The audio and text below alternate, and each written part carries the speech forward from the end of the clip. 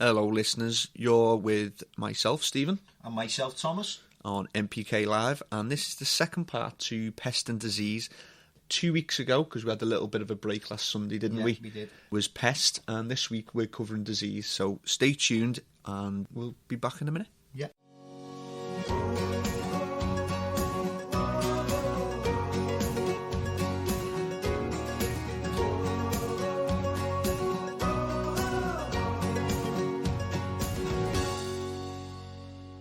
Well, here we go. Yeah. Second part, Pest and Disease. Ooh. A tough one. So hopefully you all grasped the first part, which was pests. And as we said, we were going to split it into two parts so you can digest that bit and then hopefully digest the second bit. Yeah, on disease.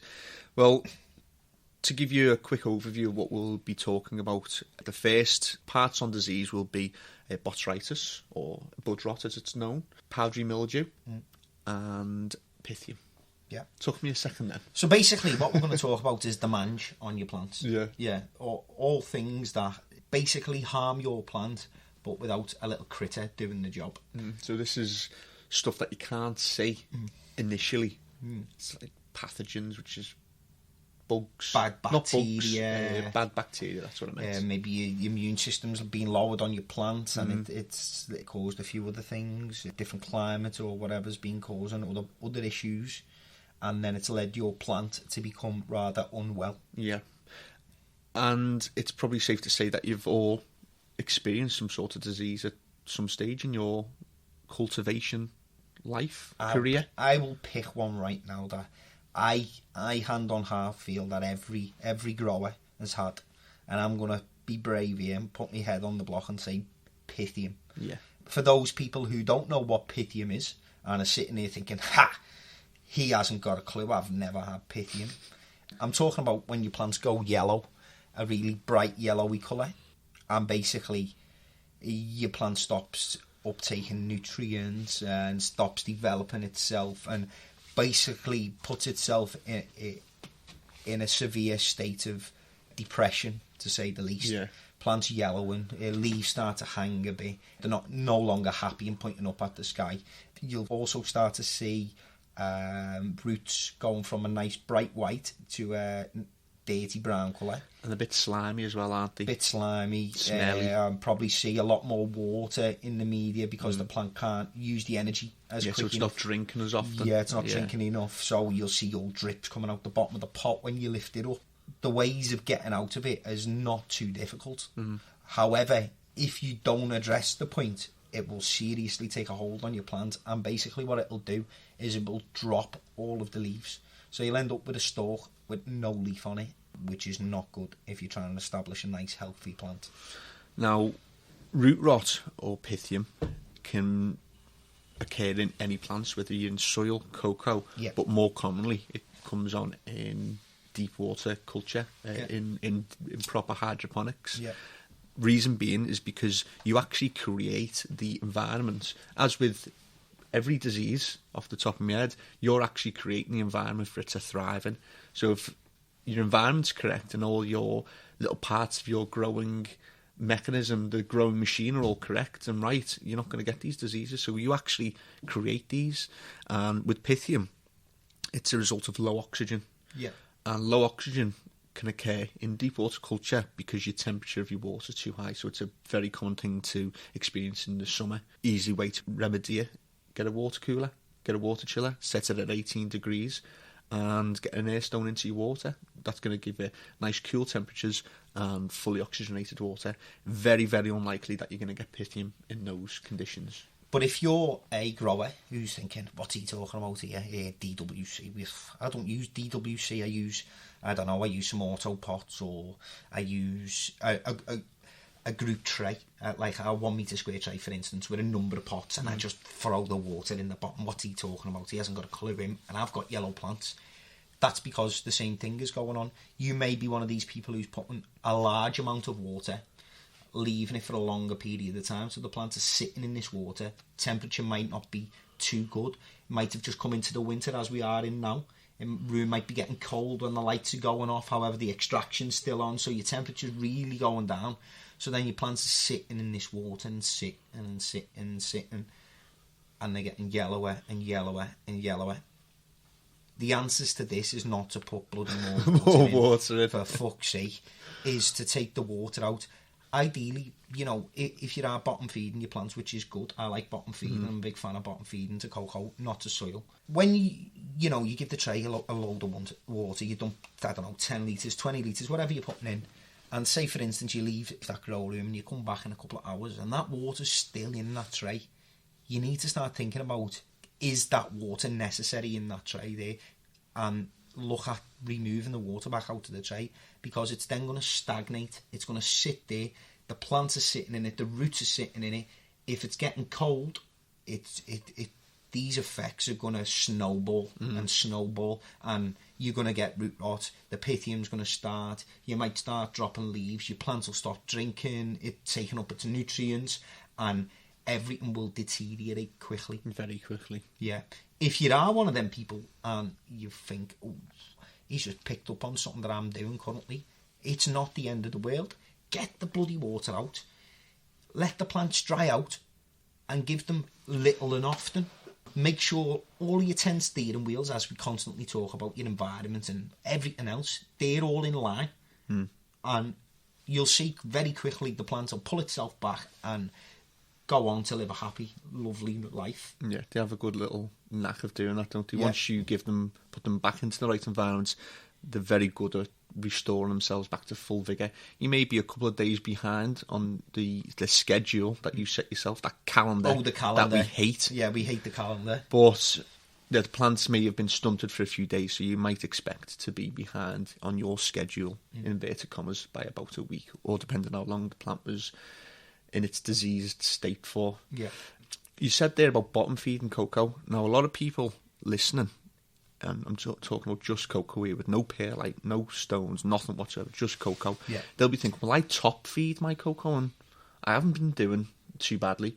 Well, yet they go yellow a little bit, but you soon get over it. And in all honesty, I know a lot of people who do top feed cocoa and they get amazing results, but if you're to ask me personally, what I recommend, I'm always going to tell you to bottom feed cocoa. Yeah. And I've got a little thing for you to look out for if you do top feed cocoa, which will hopefully make you think. So you fill your, let's say, a 20 litre pot full of cocoa, and it's got your plant in, it's doing lovely and you're top feeding. Put a good size bet on it that the amount of cocoa in your pot looks as though it's decreased over the next few weeks. As you're top feeding, the amount of cocoa seems to just decrease, it seems to disappear. Well, it hasn't disappeared. It's just that nice, fluffy, light cocoa with lots of air spaces within it has now been compressed by the pressure of you top feeding. So that cocoa is pushed down and pushed down and pushed down. And what happens in that compression is you're also pushing out all the oxygen and all the air spaces within that nice fluffy cocoa. So top feeding compresses the cocoa, gets rid of all those lovely air pockets that's full of oxygen for the roots, and that's the start of where you can start to get pythium. So you're top feeding, and then these seem to start going yellow and they're not looking so good. So naturally you're going to obviously want to water it a bit more. That doesn't work, so maybe a bit more water and you're just compounding the problem. So that's why we say in cocoa, try to bottom feed, because the plant is going to take it up from the bottom, it's going to absorb what it wants, and you can see then, if there's water left over, like Thomas mentioned before, obviously that's too much for the plant. So take it out, get rid of it, and let them dry out for a few days. Next time, you're going to come back and maybe give them a little bit less water, and then, hey presto, the plant's took it all up, the tray's dry, you know now you are plant-centred feeding, and you give the plant what it wants when it wants it. Excellent. Any more to say on pythium? We've got pythium. What the fuck are we going to do about it? Throw our plants away and bin them. No, we're not. We are going to dry them out for starters, because they're going to be wet. Yeah. We could pop down to the shop and buy a bottle of Revive, which is medicine for your plants, and we could give them a small dose of that, little and often. So we let the plants dry out. Once they're completely dry and they've contracted with a small rim around the media in the pot, that's a gap down the side if you don't understand what I'm talking about. Give them a litre per plant of Revive. Let them take that in. Once they dry out again, boom, you'll be on the road to recovery. Yeah, and the reason for the Revive, which is an advanced nutrients product, they're £20-25 in most shops. That is like it's like a doctor in a bottle, isn't it? It's just a bottle of medicine that every grower should have in the medicine cupboard, because it's one of them products. You'll buy this litre of product, yeah, and you will have it for ages. It will grow dust in your cupboard, because you'll get a bit of Pythium, or a bit of nutrient burn, or Billy's forgot to water the plants, or he's done this and he's knocked them down the stairs and they've all fell out the pots on top of each other. So what you do is you go to your medicine cupboard, you get your little bottle of medicine out, your bottle of Revive, you suck 20ml out of it, put it to 10 litres of water, you put your medicine back in the cupboard, you get your watering can and you whack it out just between all of them. Like when you take a medicine yourself, you don't drink the full fucking bottle, do you? You get one of them little tiny plastic spoons with 5ml on it, yeah, and then you put it on and you take exactly that, don't you? A nice little bit of medicine. Yeah. That's what you do. More is not always better. And then what you'll find is it will rectify the plant very quickly, providing you don't overload it with more water and lock all the oxygen out. Yeah. So the Revive is a good product, because when you've had root rot and Pythium, the roots have stopped taking up, so you're probably going to start to see what look to be nutrient deficiencies, but it's just the fact that the plants have stopped taking up all food because the roots can't take them up. Though your method of feeding the plant is gone. So you give it the Revive, it's got a little bit of nitrogen in it, it's got a few other nice little remedy parts to it, and it'll help get your plant back on track. But you've still got the problem of Pythium. So there's a couple of methods that you can use, and there's a couple of products. I haven't tested all of them. One of them out there, which is a very common one, is hydrogen peroxide, H2O2. It's essentially it's like a bleach. Correct me if I'm wrong. Yeah. Isn't this something that women put in their hair to dye it fucking blonde or something? It is, yeah. It's part of what the hairdressers use. Correct me if I'm wrong again. Isn't it some sort of high acid? Not an acid, it's an oxidising agent. Okay. So, doesn't sound too good. Can it burn your hands? Yes, it can. I've got it on my hands before. It's not pleasant. It gets very itchy, very dry, and it turns your fingers white. So it's a hazardous product. Yeah. You want to be very careful. And actually, I'm always sceptical on using these sort of things. Well, you should be sceptical as well, and we'll get to that in a minute. Growth Technology, you supply liquid oxygen, which is hydrogen peroxide. Have recently just taken theirs from a 17.5% concentration of H2O2 to an 11%, and that's because of rules and regulations of the concentrations, and it just goes to show you how potent this product is. It's not something that you want to be messing around with. It's something that you want to be very safe around, wearing gloves, making sure that spillages are cleaned up very quickly. But what it does for the plant is it kills all organisms, all living organisms, so hence it's a dangerous product to humans as well. Pythium is essentially bacteria, bad bacteria. H2O2, liquid oxygen, is going to kill all that bacteria by oxidising it. It basically destroys the bacteria, good and bad. It's not going to go, oh, you're the good bacteria that's helping the plants, and I'm just going to kill the bad bacteria. So you need to be careful using the product. All of them. So if you're using beneficial bacteria, this is not a product for you. It will wipe out everything that you're currently putting into your plant.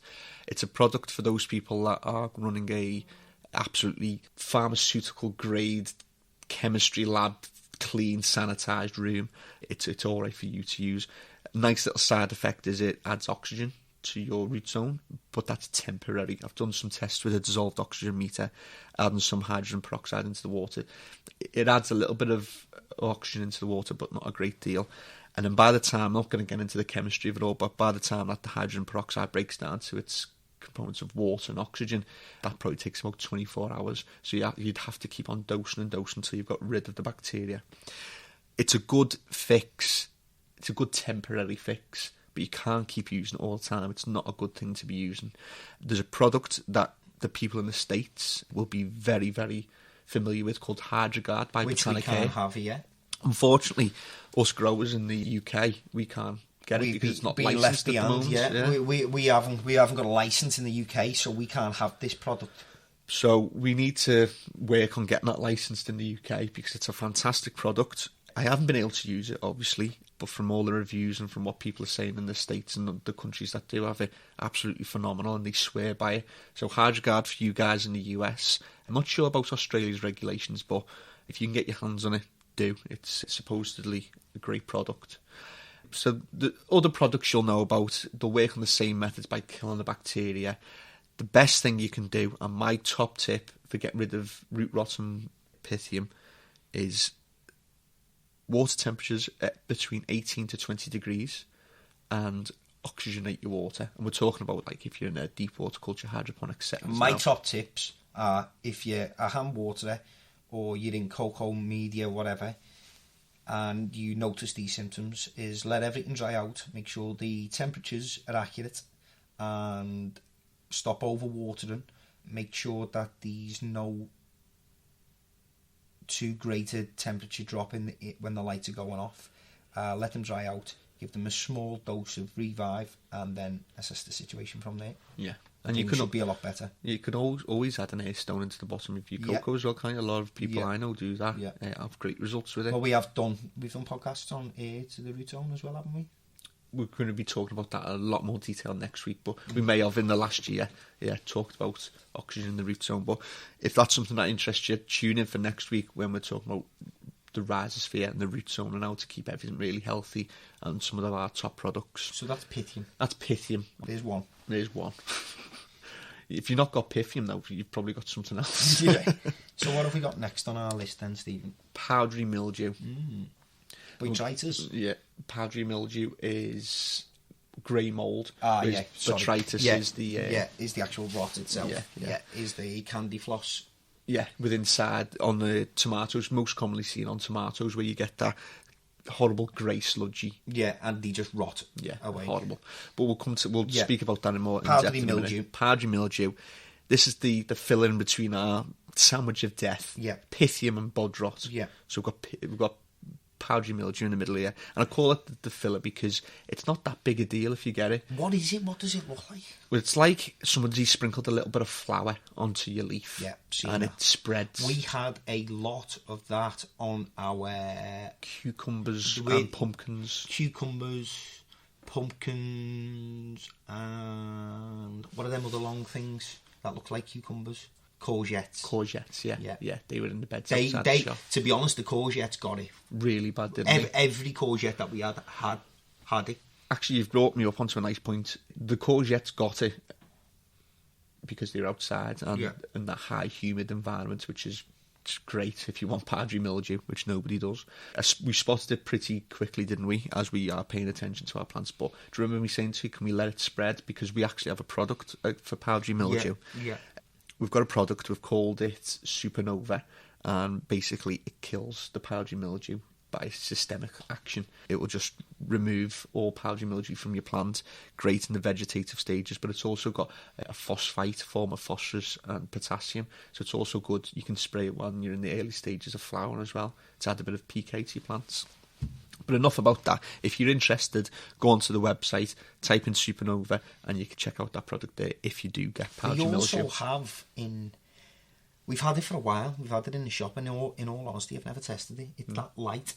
Yeah, the UV light. Yeah, the UV light. Yeah. It's like a scanner, a plant scanner. You switch it on and basically just scan the whole plant or the affected areas where the powdery mildew is, and apparently it's supposed to have an instant effect as well. Yeah, it does. It turns the powdery mildew black. Yeah, kills it. Yeah, kills it instantly.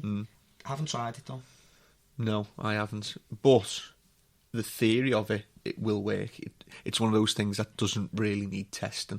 It's like when you turn on the light switch on, the light comes on. But we are who we are. We should have tested it. We will be testing it. We need to test it. We actually have one of those scanners in the shop, and it's available for loan. A few people have loaned it out and brought it back and said they're happy with it. Yeah. Oh yeah, we have. But we've just never personally tested it ourselves. Yeah.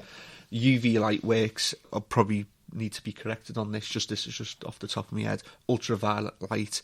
Essentially, it's going to just split apart the mildew, the mould on the plant. What makes this mould actually appear? What condition? High humidity. Yeah. Low air movement, so you're not getting good air circulation. Yeah. So it's just sweltering in there. Yeah, and swings in temperature. So high humidity followed by low temperatures, followed by a real lack of air circulation so in the room. That moisture just really can't get out, and it's just settling within the leaves and turning into this powdery mildew. Okay, what can we do to get rid of it? So when you spot it, as soon as you spot it, it's an easy one to get rid of, because obviously by now you're all paying attention to your plants. You're all in there every day, every other day, and you're watching your plants. So the first sign of that little white mottled powdery mildew. When you say powdery mildew, you can sort of see it. It's white. It's like someone sprinkled flour on the leaf. Type it into Google. We'll have some images up on our website very soon. And when you spot it early, you can either get to your shop and buy something like our Supernova or one of the host of other products that will kill powdery mildew, and just spray your plants in the vegetative stages.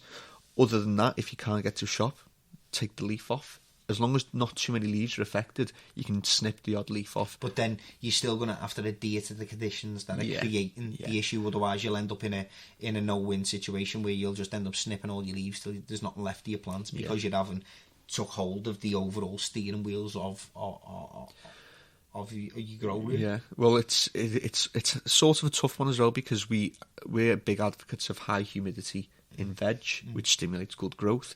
But if you go overboard on it and you haven't got good air circulation or a little bit of air circulation in the vegetative stages, the big thing here is the cold drop. So this is what people might start seeing now.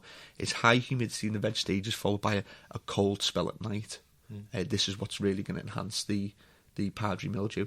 Also, an abundance of foliage on your plant, where plant leaves are sticking together, and you're probably forming a little layer of moisture in between the two leaves.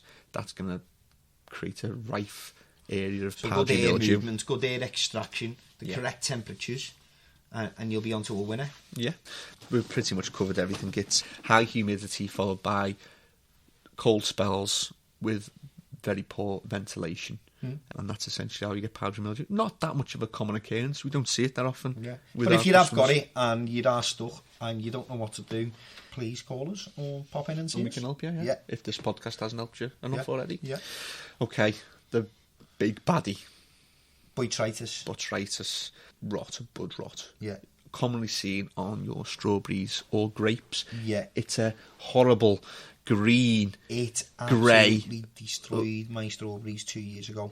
Yeah, it was destroyed them 2 years ago. But this year I implemented different things. This is outdoor grown as well, by the way. I must add here. But when it gets hold, it just ruins everything that you've worked so long and so hard for, and you've got this excellent result at the end, and boom, it just rotted. And there's nothing you can do. You've hit the nail on the head there as well. The worst thing about it is it affects the best of the best. Yeah.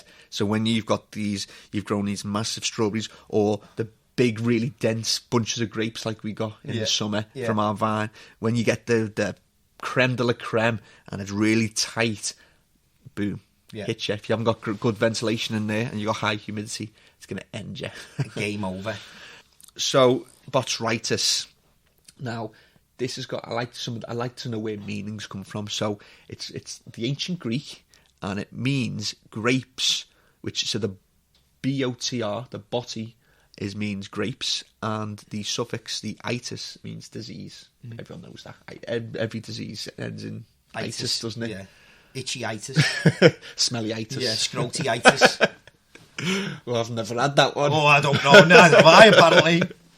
So it means grapes for disease. Yeah. Now, that's not to get confused. It doesn't just affect grapes. It's a little microscopic way that botrytis forms, and it forms into like little grapey nodules, which you can't see, but it's interesting for the geeks like me. Yeah.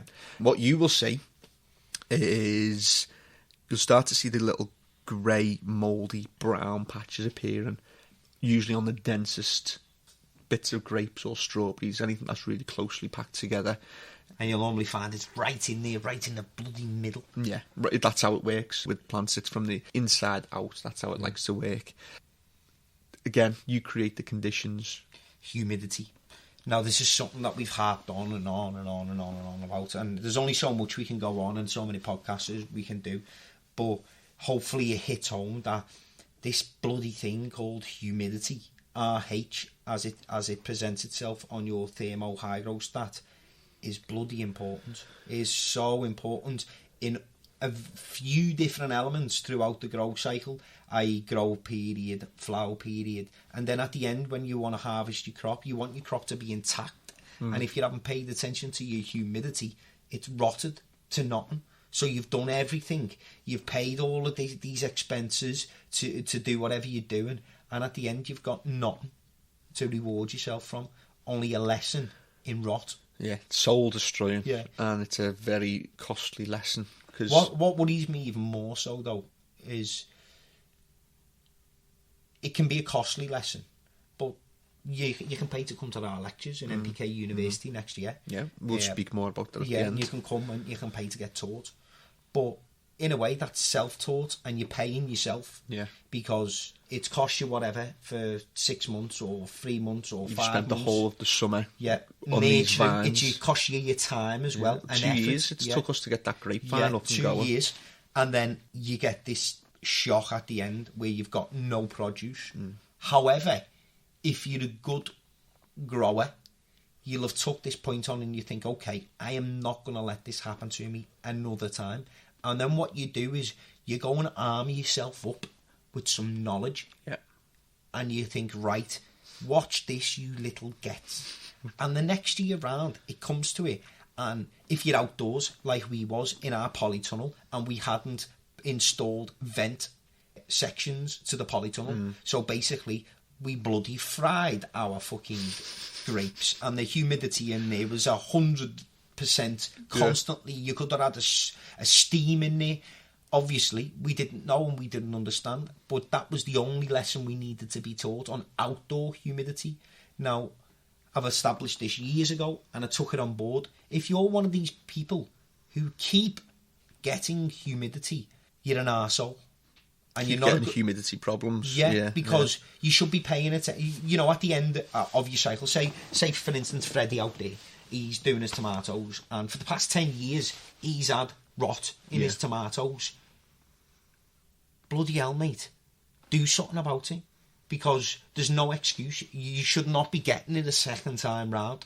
So if you're listening to this podcast, this is the point I'm trying to make. If you're getting these problems numerous times, you're obviously one of your steering wheels or a number of your steering wheels are in line and aren't working, and you need to get it right to stop the bad effects of certain pests or diseases. And some people, they go through a grow life and pest, oh yeah, I've got spiders again and I've got this again, and they come and they get more pesticide and blah blah blah.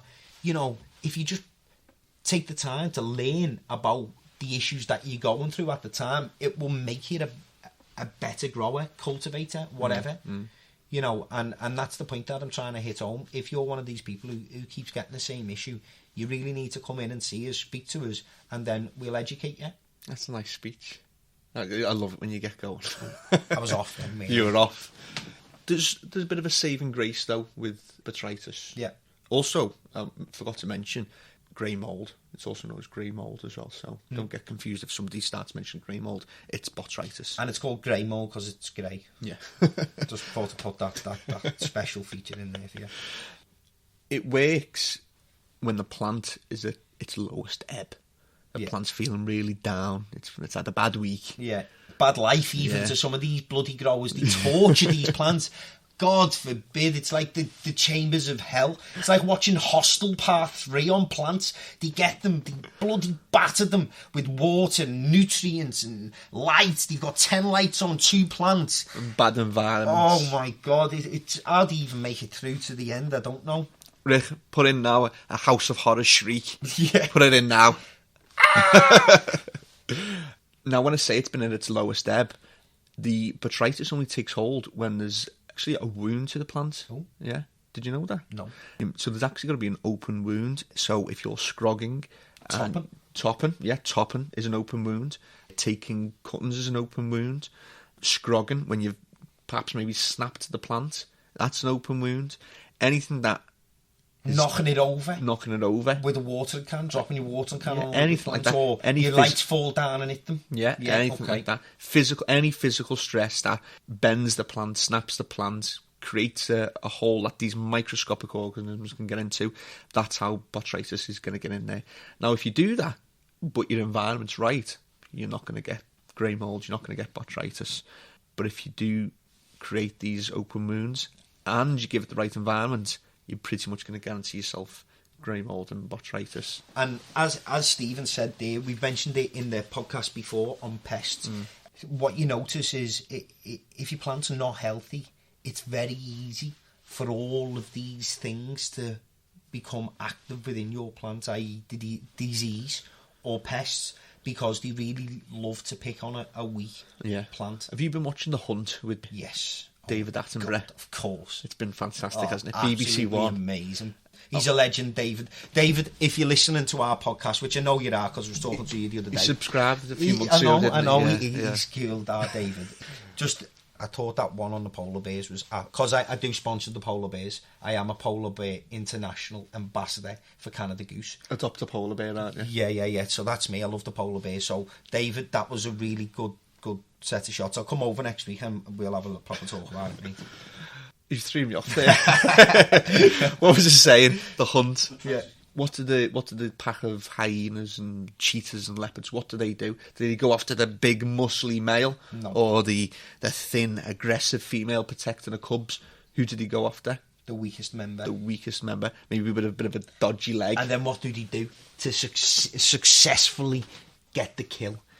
They hound it. Nip away. Tire it down. Yeah, tire it down and basically drain every bit of energy and life and sap it till there's no defence mechanism left whatsoever. And then bam.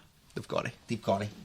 It's the circle of life, isn't it? That's it, the circle of life. And as Stephen's excellently put that into that. Is it a metaphor, that? Yeah. Or a simile? Yeah. I don't know, it's been a while since I went to school, so, whatever. Contradict me. It's a good metaphor, yeah. It's exactly the same as pest and disease, because they're on the hunt to do what they need to do to survive and spread and whatever. And your plant then becomes the hunted because it becomes weak because of you, the controller. You're the controller. You are God. And if your plant gets attacked by pest, it's your fault. Yeah. If your plant gets attacked by disease, it's your fault. Okay, so you could have, in certain things, it can be passed through maybe a clone or whatever, but you're still not off the hook, because as soon as you take any plant into your grow room, you assess it instantly and you look at it. And me personally, I always give it its quarantine. Everything's got to go through quarantine, in or out, whatever. And you would give it a slight pesticide and check that it's looking healthy. If it's not, you will maybe give it some nitrogen or whatever. And just to make sure that plant's got the best start possible. Yeah, the best start in life. Yeah. Silicon comes in handy here. Yeah. That helps. We've talked about silicon before, but for any plants that aren't looking great, I think everybody should be using it, really. Yeah. But if you're not using it, then your plant is basically weaker. Silicon helps the leaves form an extra barrier against pest and disease. Also, doesn't it intensify the cell structure on the plant? Yeah. And there's two. People still aren't sure about silicon. Yeah. It's sort of, someone described it as, it's an enigma wrapped in a riddle, locked away in a box. We don't fully understand silicon yet. I got stuck at enigma there. It's a very complicated subject. Oh, right, okay. Yeah. So there's two ways that they think that silicon works. And one way is that it creates... I'm sure I talked about this a few weeks ago with Pest, didn't I? We've talked about it a few times, because we all know that Stephen's the silica guru. For a long time, Stephen was making his own nettle. Yeah, nettle tea. Yeah, silicon. And we've spoken about that on podcasts before, and you've showed the effects of just mixing up nettles and abstracting... the juices, the fine nettle juices. You can have a natural silicon, which is effective and works. Bloody stinks like shit, though. Yeah. But you spent a lot of time researching silicon, and basically you brought silicon. I noticed silicon because of the research that you've done. I didn't realise how important it was, and then I've also watched a lot of my customers start to implement it, and the amount of positive feedback. They instantly say, "Oh my God." We spoke about it the other week as well, and we talked about bamboo canes and tying up and stuff. That doesn't become necessary when you use silicon, because the plant becomes stronger and also allows itself to uptake more nutrients, allegedly. Yeah. Whatever it does, I don't know. I'm not the scientist here. Yeah, but what I can tell you is, me pals who have used it to me pals who haven't, they're all still using bamboo canes to tie up the plants, and the other ones aren't, and their plants look a lot healthier and bigger and stronger. Yeah. And I think the reason it hasn't come to a lot of people's attention. It's not one of the essential elements within growing a plant. You can grow a very healthy plant without it. It's just one of those things that it's a real must, to be honest. I think as well, everyone is... A lot of people who don't understand science or aren't interested in science and just think, I can't be bothered with that. All these bottles just look like gimmicks. Yeah. They look like scratch cards to me in the shop. I never buy them because they're just the same crap. You make your own look in this world. But unfortunately, for you who think this about the products in our store or any other grow store, whether you come to our shop or not, if you go into another grow shop, them products are not a load of crap on the shelves. Some of them might be because they're not the ones that we've picked. But what I'm trying to say to you is all of these magical, different coloured, shiny and round and long and oblong bottles and boxes and powders and George's Marvellous Medicine, it does actually do stuff, and they all do different things. And, okay, for all of our customers, all of our listeners who aren't our customers, we're here to help you out as well, because we want you to go into your shop and be fully aware of what's going on and make yourself aware of what products can do what. And if you at any time go into your grow shop and you're unsure, that's how you know if you're in a good grow shop, because the guys behind the desk should be there to help you and educate you on every product within that store. And basically, if you start saying, okay, what does that green shiny one do, you should break that down and tell you what period it's for and what benefits and the pros and cons and everything about it. And basically that'll give you the knowledge on all of these different things and makes you aware that each of these different products are beneficial in different times and areas of a plant's grow or flowering cycle. Another, that's number 2 in one podcast. You're on a ball. You're on the roll. I'm firing. You're either on a roll or you're on the ball. You're one of the two. I couldn't get that out. I'm rolling on the ball. You're rolling on the ball. So yeah, you've just summed up the importance of silicon. It's if you've been getting disease or pest, it is an essential thing to be using. It's just going to increase the defences of your plant, and your plant is therefore not going to be one that weak yak at the back. Getting taken down by the cheaters. It's going to be the bull at the front, starving ahead, and nothing's going to take it down, no matter what gets thrown at it, because it's a strong plant. Have we touched? In case we haven't, I forget what we talk about. We go off on so many tangents. Rabbit on, don't we? Let's summarise botrytis or grey mould. So, poor air circulation. Yeah. When you're in flowering, because that's when it's going to occur, you've got poor air circulation. Maybe some clip fans. Your extraction should be on full whack. If you're in an outdoor polytunnel, what we've implemented is some green netting at the top and some green netting at the bottom. We've got a flow of air. Yeah, nice good flow of air. So that's if you're in the polytunnels. Good flow of air is what we're saying for that one. Don't let your plants get too cold if possible. Outdoors on your allotment where there's no electricity, it's a little bit harder. Indoors, you control this stuff, so you shouldn't never let your plants get more than a 10-degree drop. So ideally, your plants max temp 28 degrees, minimum temp 18 degrees. Yes, I said 18 degrees, so go back into your room right now, because it's the bloody winter, and look at your thermostat in the night time when you light it off. I will bet you now it says something about 8 degrees, which is absolutely... You just put your plants in the Arctic. Yeah. They're freezing the bollocks off. You think some people try and cryogenically freeze the plants for maybe getting them out in 200 Stop years' torturing time. your plants. So listen to what we're saying and just go and check some of the simple things on your thermo high grow that you should be doing every single day. Yeah. And then lastly, you've got the dreaded botrytis. You've found it. In my opinion, obviously I'm happy to be proven wrong, and I say proven wrong. I don't think there's any products out there that are really 100% effective against this mould. It's a baddie. But if you're a company and you're on your high horse and think that you've got the next world amazing botrytis stopper product, please feel free to send some to our store and we will distribute it and get people testing it. Get it tested. I'd like to add that there's a few preventative products out there. Yep. So there's Vitalink, to a product called Bud Rot Stop.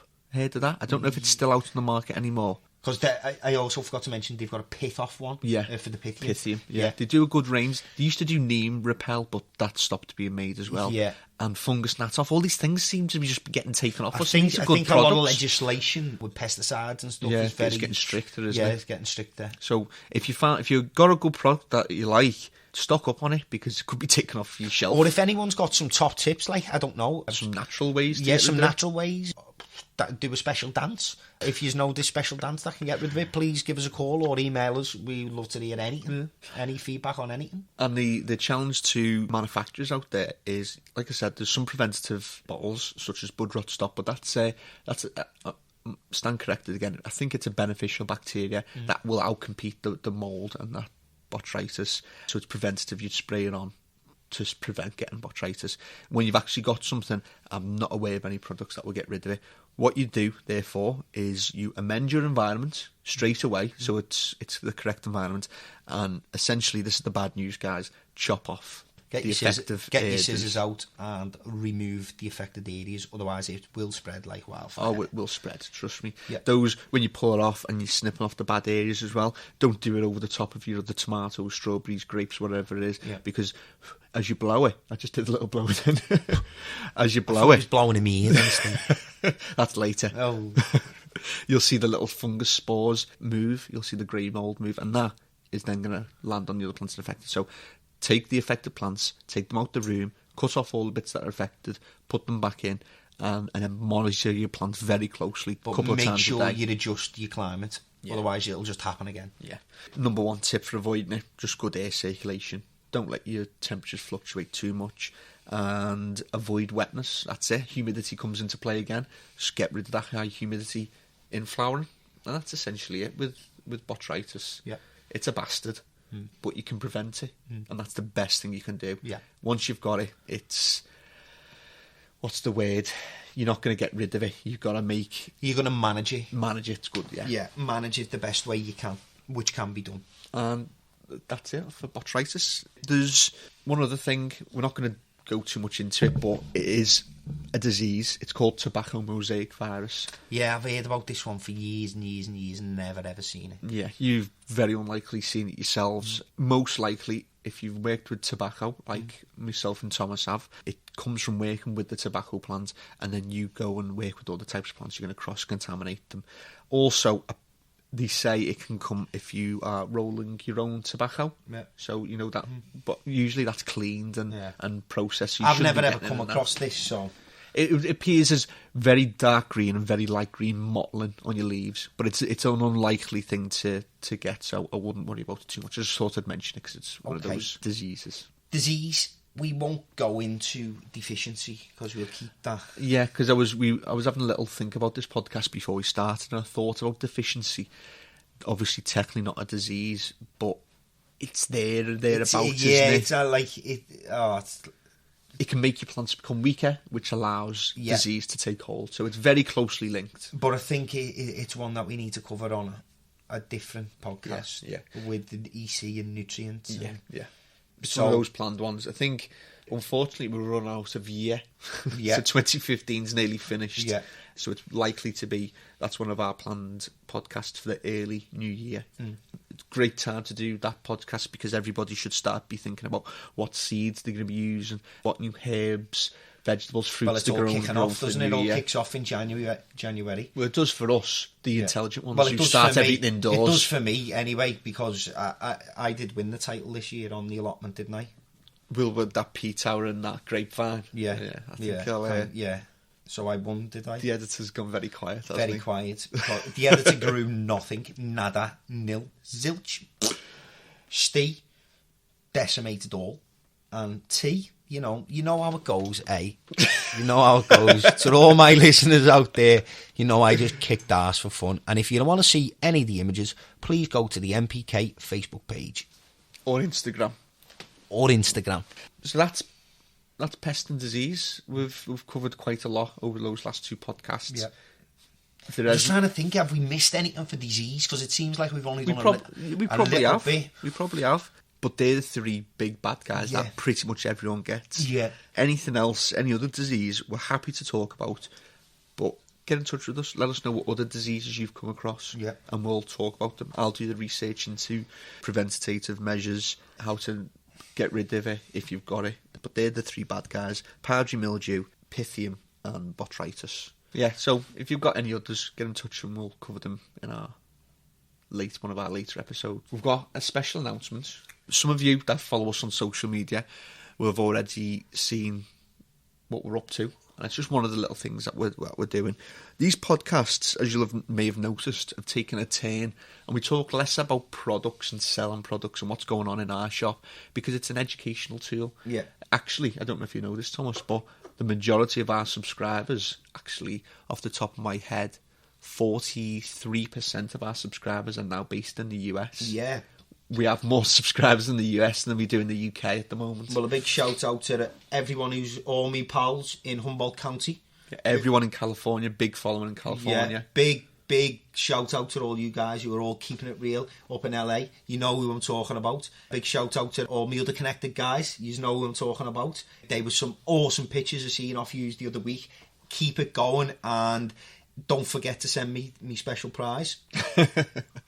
We've got 35% of our subscribers are UK, and then we have hundreds from around the world, Australia and just everywhere. It's just phenomenal, the growth. Yeah. So yeah, it's an educational tool. We're here to help you become better cultivators, make that transition from a grower to a cultivator. Yeah. So NPK University, it was our name.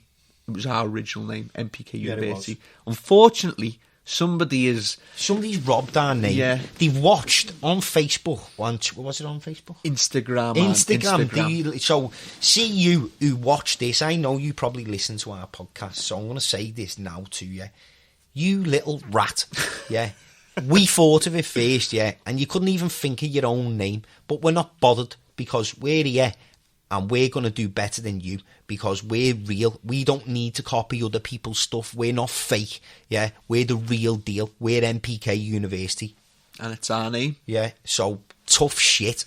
So you've gone from Grow University to NPK University a week after I published our logo. Yeah. Calling ourselves NPK University. There you go. Yeah. The greatest form of flattery. Yeah, is, so thanks imitation. very much. Thank you. We're going to take a flattery bow to you for copying us.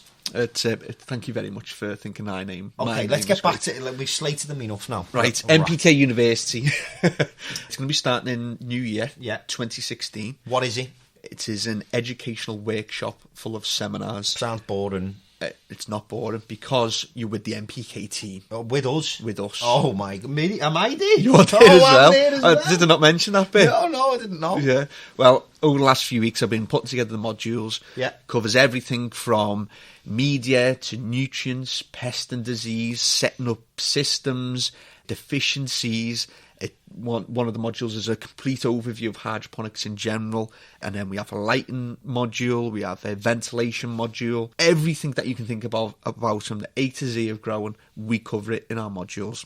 You will pay to come to the NPK University. It is in our Morton shop in Morton, by Liso Train Station.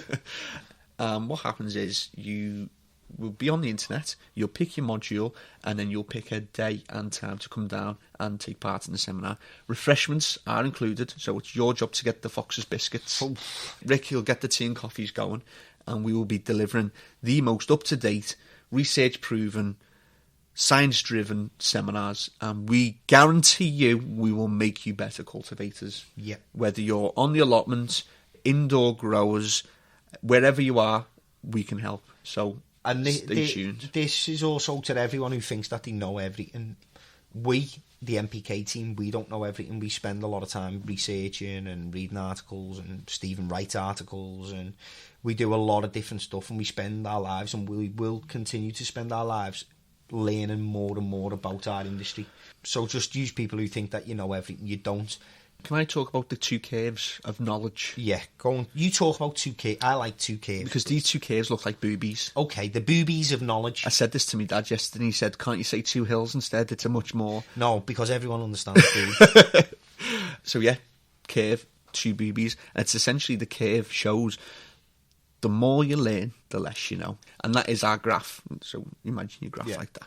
And it's the less you know, the more you learn. Yeah. That's what you should be doing. Yeah. But the more you learn, the less you know. Yeah. One of my favourite sayings.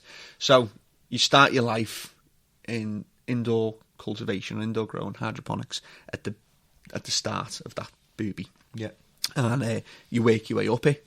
And as you get to the pinnacle, the top of that, the nipple. the left nipple. Yeah. As you get to the left nipple, you've probably done a bit of reading. You've probably been around for about a year, and you think you know it all. You've done a few things outdoors, you've done a few things indoors, and you think you are at the pinnacle of knowledge and you can't be taught anything. Well, you're wrong. You are on a very, very steep downward curve where everything just seems to fall apart, because as you learn more, as you integrate yourselves within some of the most knowledgeable people in the industry, you realise you know very, very little. I hopefully, I'm just coming off that slide and I'm about to start working my way up the second peak, because I consider myself, and I know you do too, we're at the bottom we're in the middle of the two boobies. Yeah. We've thought we've knew it all. It's a nice place to be. Yeah, it is.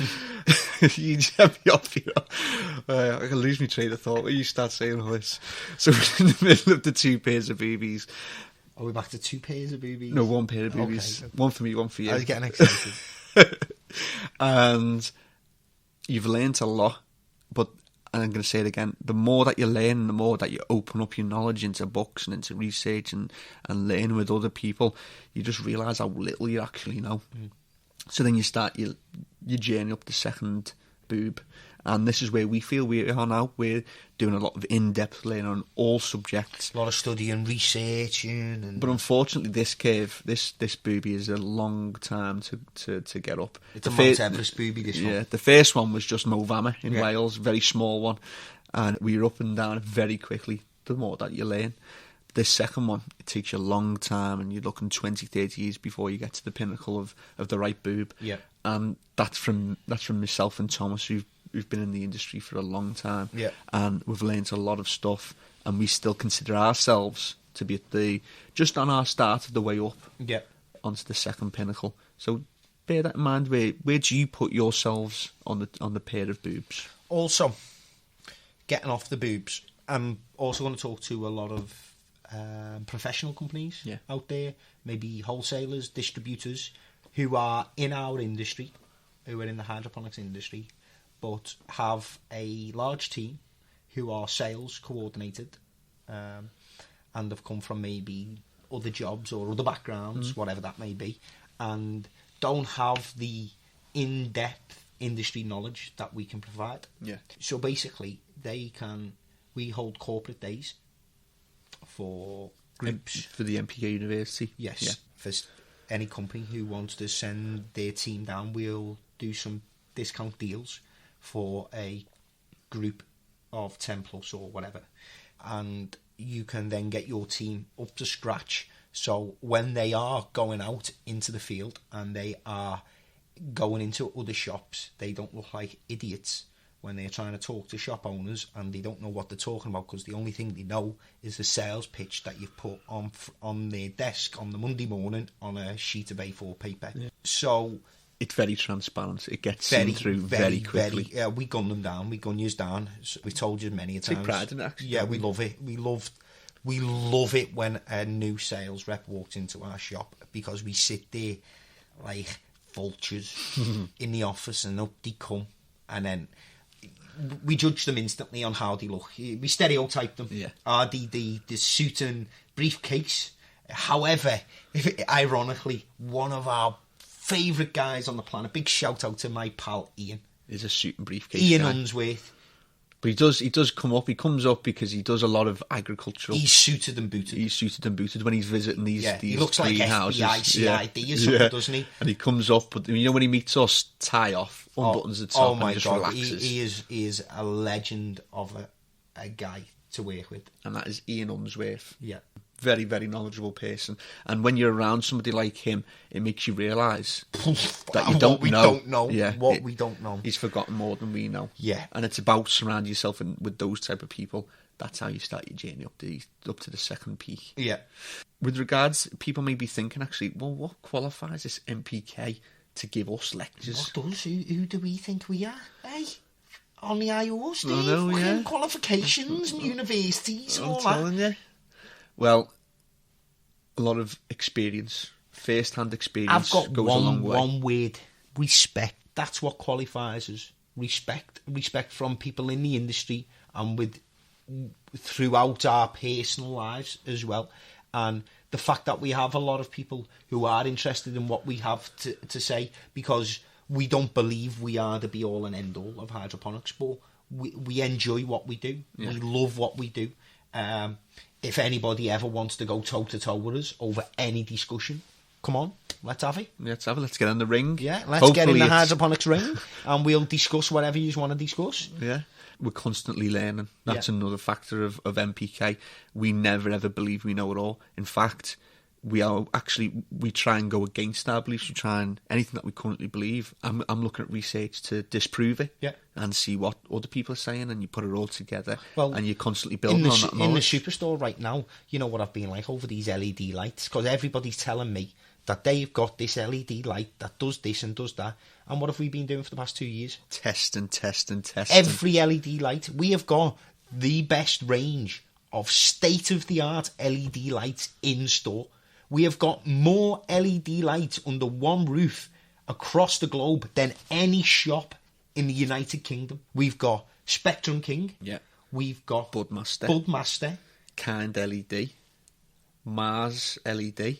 The HP4S. Yeah, we just received that the other day. HP4S. Yeah. And we've got all of these on right now, and we are doing vigorous testing because unfortunately, sorry guys, the people who make all of this equipment, we don't believe you. We don't listen to anything you have got to say. We take in what you have got to say, but we don't let it be the be-all and end-all. We want to know for ourselves, so we do this stuff, and that's the basis, because we're dedicated. And to summarise it all up, and I say this with my hand on my heart, if I won the lottery tomorrow, do you know where I'd be tomorrow? In where? I'd be in. I don't fucking know you would. Yeah, you'd come and track me down. The same here for me. No, I would. I'd be back in work, because this is a passion, not work. I'm very fortunate that I don't go to work. I just go and do one of my hobbies, and I'm very fortunate. And that's I believe that's what qualifies us to educate others. If you want to be educated, come along, and we're going to start providing a service to make you all better growers and to become cultivators. Also be warned, there will be different entry levels. There will be some testing and rewards also. For further information, once again, everything will be on the website. January 2016, you get to see all the prices, an in-depth overview of what each module, each seminar provides. And the good thing, I need to point this out, I was told to point this out the other day, is that the most expensive seminar that we offer, prices may vary over the next few weeks when we discuss it, is the system setup seminar, which is what happens is you'll pick a system that you're either currently working with and you want to know more about it and how to operate it to achieve maximum results, or you're about to get a system and you're not sure which one. So you'll come down to the NPK University, you'll come onto the systems seminar and you'll tell us which system. So we'll get that system in the shop, you will set it up with us, you'll run the system, we'll fully run it, we'll have some plants in there as well, get it up and going, and then we will tell you the nutrients to use, the best nutrients for that system, such as Dutch Pro and AutoPots is a hand-in-hand symbiotic relationship. They work, that system and that nutrient line works very well. And we'll guide you through the whole process. So it's no longer a daunting process, because you can come to NPK and spend up to 2 hours with the team and learn in depth before you go and spend £300, £400, £500 on a system. So that at the moment is £350. And the good thing about it is it's up for 6 people. So it's £350. If you come by yourself, it's £350 if you come with up to 6 people. So split that cost, come with your friends, and let's do some learning together. Yeah. So that's what we've been working on. That's one of our projects, and it's nearly come to fruition. Yeah. So that's January 2016. So watch this space. Yeah. And I think we'll wrap it up there. I think they've had enough of me. Yeah, we've been rattling on. Yeah. Hey, messing about and today. taking the piss, haven't we, for long enough. Right, so Pest and Disease, thank you very much for listening. I am Stephen. And I am Thomas. And we will see you next week when we talk about roots and the rhizosphere. Take care. Bye-bye. Bye-bye.